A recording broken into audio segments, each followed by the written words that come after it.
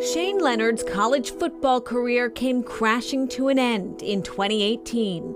It didn't feel real. It still doesn't feel real in some sense. While playing, the Boston College center suffered a series of injuries, including a concussion. He sought medical help after experiencing recurring migraines his sophomore year. Doctors said he could no longer play football without risking permanent brain damage. And when you hear those words of advice, it was kind of hard to ignore. It was heartbreaking. It was almost like experiencing a death, so to speak. It was like the death of playing football because this is all he had known his whole life.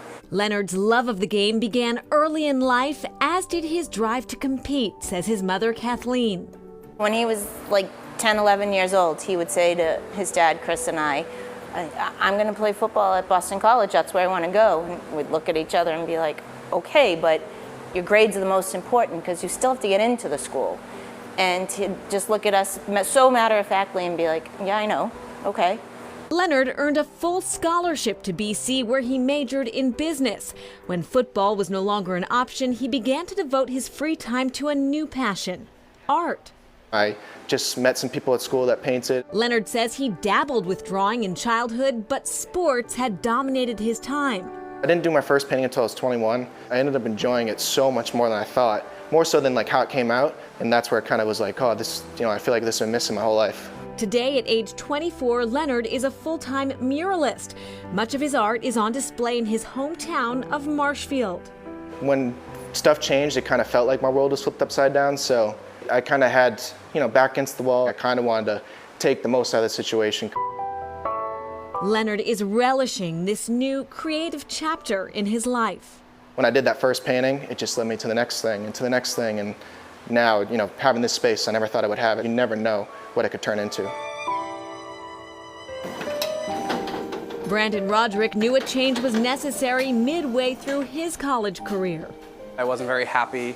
Roderick always dreamed of becoming a doctor. He even earned a full pre-med scholarship to Tufts University. I wanted to either be like emergency medicine because I like fast pace, or I wanted to be surgeon because I like to cut. But one fateful day, he had an epiphany. I can remember like the exact moment I was at like the library studying for a chemistry exam, and I just like closed the chemistry book and searched for culinary schools, and Le Cordon Bleu in Boston came up, and I applied right then and there.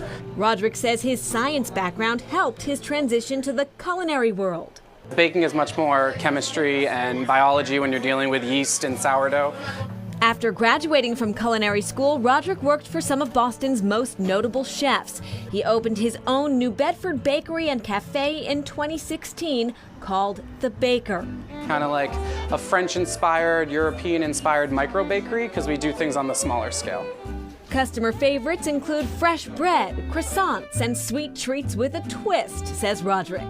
So this is our, what we call a puff tart. It's kind of like a Pop-Tart, but made with house-made puff pastry. We usually fill it with like a different filling every couple weeks. Right now it's a strawberry puff tart with vanilla glaze and sprinkles. This is our croissant bread pudding. We take all the croissant little tidbits that are left over and we soak them in a cinnamon custard and then bake them with mini chocolate chips, salted caramel. Savory sandwiches and tartines are also specialties at The Baker. Roderick's top-selling item combines the best of sweet and savory. This is our ever-famous linguiça cheese roll, which you'll probably only find in this area of Massachusetts. It's kind of like a pinwheel, almost like a cinnamon roll style, where we're using like an all-butter soft roll dough, American cheese, and local linguiça, which is a Portuguese sausage. And then we kind of roll it and cut it, proof it, and bake it. So it's a little bit savory, a little bit sweet, really good local delectable. Roderick encourages anyone hesitating in taking a leap of faith to go for it. He says he has no regrets. You don't know what life is going to do or where it's going to take you. I rarely see people's lives kind of go in the straight line that they expect it to, and it's more like, this. I'm just like following the path that it leads me to. So enjoy the ride.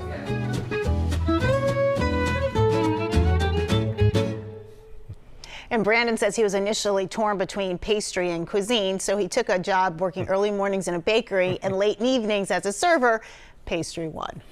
It's incredible. Yeah. Does a great job. And back to our artist, Shane Leonard. When he first started painting, all those big paintings took over his living room completely. So he opened up his own studio in Abington. He says he will go anywhere to paint a mural, but he loves going to the Cape where the shark murals are quite popular, actually. Good to know. Okay, coming up.